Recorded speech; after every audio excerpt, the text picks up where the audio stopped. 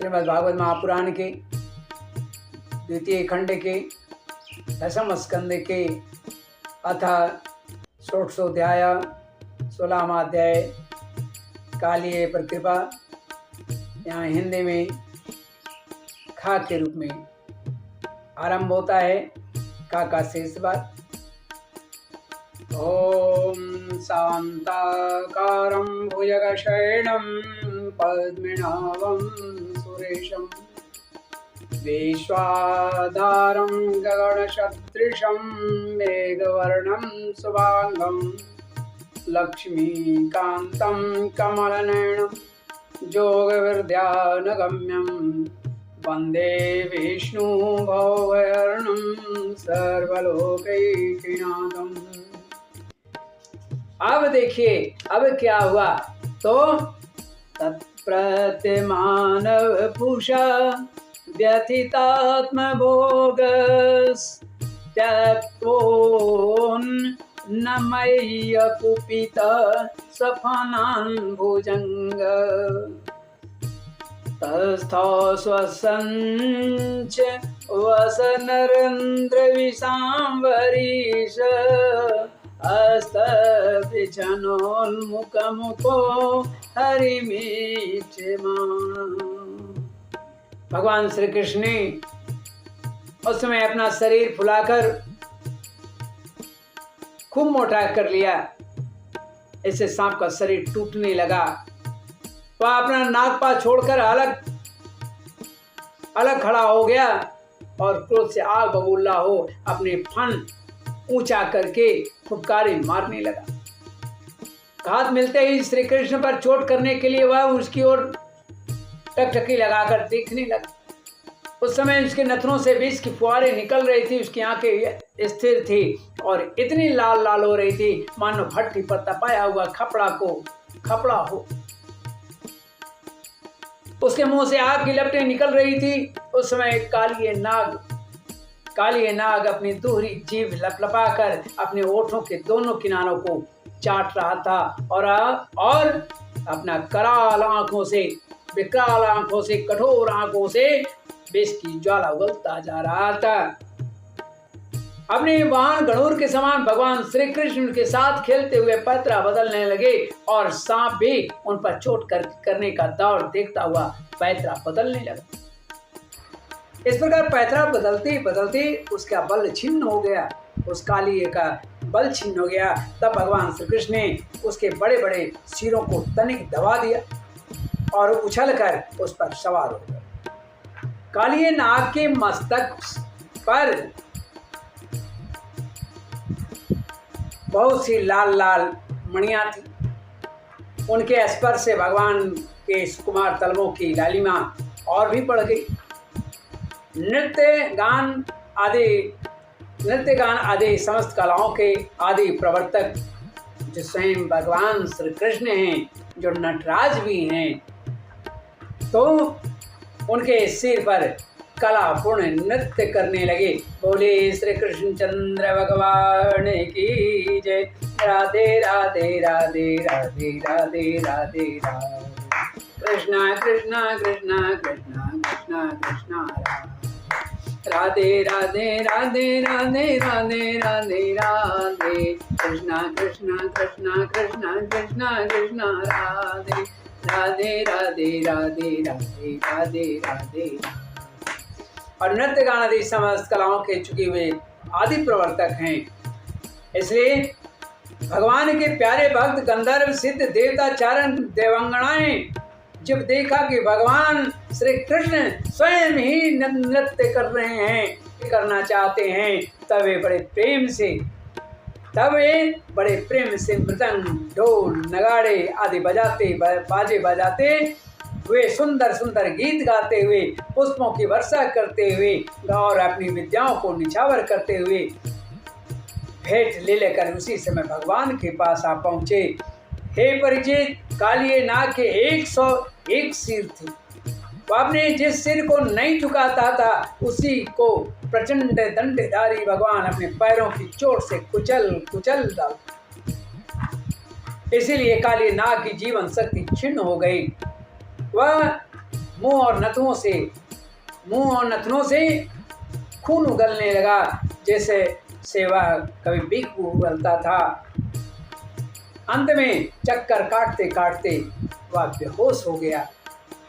वह गिर पड़ा और तनिक भी उसको चेत नहीं रहा, तो वह अपनी आंखों से विष उगलने लगता। क्रोध के मारे जोर जोर से फुफकार मारने लगता। इस प्रकार वह अपने सिरों में से जिस सिर को उठाता उसी को नाचते हुए भगवान श्री कृष्ण उसे कुचल देते, दाब देते, ठोकर से झुकाकर राउंड डालते।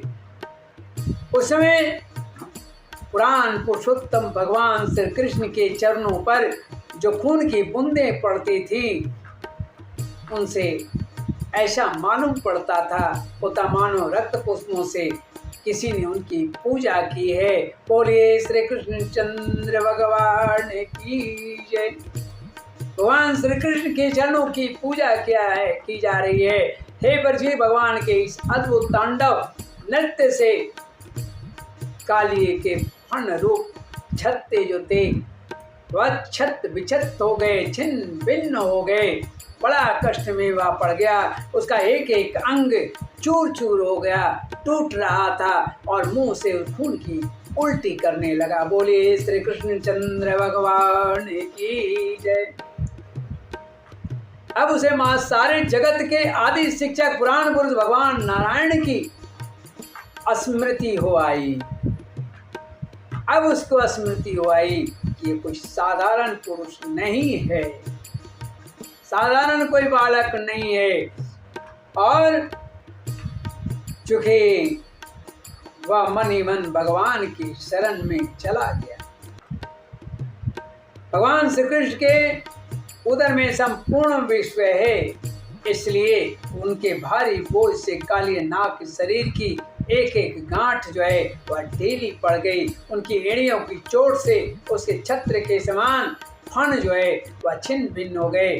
अपने पति की यह दशा देखकर उनकी स्त्रियां जो थी, उनकी पत्नियां जो थी, भगवान के शरण में आई तो वह अत्यंत आतुर हो रही थी। भय के मारे उनके वस्त्राभूषण अव्यवस्थित अवस्था में वो चल पड़ी और केस की चोटियां भी जो थी वह खुल गई हैं, बिखर गई हैं, उस पर गुथे हुए फूल गिर गए हैं। उस समय उन साध्वी नागपत्नियों के चित्त में बड़ा ही घबराहट थी।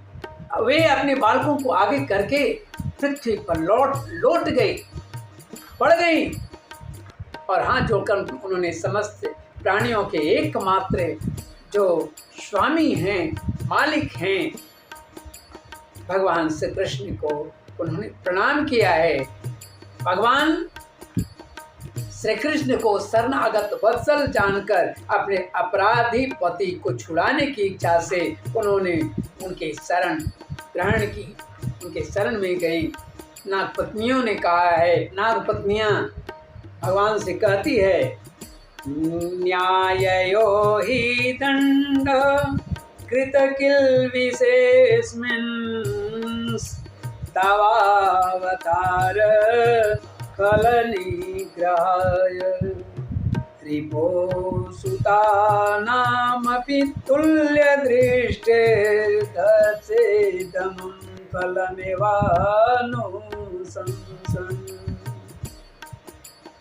हे प्रभु, आपका यह अवतारी दुष्टों को दंड देने के लिए हुआ है, इसलिए ऐसा अपराधी को दंड देना सर्वथा उचित है। आपकी दृष्टि से शत्रु और पुत्र का कोई भेदभाव नहीं है, इसलिए आप जो किसी को दंड देते हैं वह उसके पापों का प्रायश्चित कराने और उसका परम कल्याण करने के लिए ही आप देते हैं। आपने हम लोगों पर यह बड़ा ही अनुग्रह किया, यह तो आपका कृपा प्रसाद है ही है, क्योंकि आप जो दुष्टों को दंड देते हैं उससे उसके सारे पाप नष्ट हो जाते हैं। इस सब सर्प के अपराधी होने में तो कोई संदेह ही नहीं है। या यदि यह अपराधी ना होता तो इसे सर्प की योनि ही क्यों मिलती। इसलिए हम सच्चे हृदय से आपके इस क्रोध को भी आपका अनुग्रह ही समझती हैं। अवश्य पूर्व जन्म में इसने स्वयं मान रहित होकर और दूसरों का सम्मान करते हुए कोई बहुत बड़ी तपस्या की है, अथवा सब जीवों पर दया करते हुए इसने कोई बहुत बड़ा धर्म किया है, तभी तो आप इसके संतुष्ट हुए हैं। क्योंकि सर्व जीवन स्वरूप जीव स्वरूप आपकी प्रसन्नता का यही उपाय है। हे भगवान, हम नहीं समझ पाती कि यह इसकी किस साधना का फल है जो यह आपके चरण कमलों की धूल का स्पर्श पाने का अधिकारी हुआ है। आपके चरणों की रज इतनी दुर्लभ है, इतनी दुर्लभ है, जो कि मैंने पीछे बताया था कि श्रुतियां भी आपके धूल को पूजती। तो वही चीज नाग पत्नियां कहती हैं कि आपकी चरण रज इतनी दुर्लभ है कि उसके लिए आपकी अर्धांगिनी लक्ष्मी जी को भी बहुत दिनों तक समस्त भोगों का त्याग करके नियमों का पालन करते हुए तपस्या करनी पड़ी। हे प्रभु, जो आपके चरणों की धूल की शरण ले लेते हैं वे भक्तजन स्वर्ग का राज्य या पृथ्वी को बादशाही नहीं चाहते, न वे रसातल का ही राज्य चाहते और न तो ब्रह्मा का पद ही लेना चाहते। उन्हें अनमादि जो सिद्धियों की भी आवश्यकता नहीं हो, क्या नहीं हो, यहाँ तक कि जन्म मृत्यु से छुड़ाने वाले कैवल्य मोक्ष की भी उन्हें कामना नहीं रह जाती है। बोलिए श्री कृष्ण चंद्र भगवान की जय। स्वामी, यह नागराज तमोगुणी योनि में उत्पन्न हुआ है और अत्यंत क्रोधी है, फिर भी इसे आपकी परम पवित्र चरण रज प्राप्त हुई है, जो दूसरों के लिए, बड़े बड़े ऋषि मुनियों के लिए भी सर्वथा दुर्लभ है, तथा जिसको प्राप्त करने की इच्छा मात्र से ही संसार चक्र में पड़े हुए जीव को संसार के वैभव संपत्ति की तो बात ही क्या है, मोक्ष की भी प्राप्ति हो जाती है। केवल भाव आ जाने पर, हृदय में भाव को बैठा लेने पर ही मोक्ष हो जाती है। चरण रज मिल जाए, इससे बड़ा और क्या हो सकता है। नमस्तुभ्यं भगवते पुरुषाय महात्मने भूतावासाय भूताय पराय परमात्मने ज्ञान विज्ञान निधये ब्रह्मणे नन्तसत्तये अगुणाय विक्राय नमस्ते प्राकृताय च। प्रभु, हम आपको प्रणाम करती हैं, हम आपको नमस्कार करती हैं। आप अनंत एवं अचिंत्य ऐश्वर्य के नित्य निधि, आप सबके चरण अंतःकरण में विराजमान होकर वे अनंत हैं। आप समस्त प्राणियों और पदार्थों के आश्रय तथा सब पदार्थों के रूप में भी विद्यमान हैं। हे भगवान, आप प्रकृति से परे स्वयं परमात्मा हैं।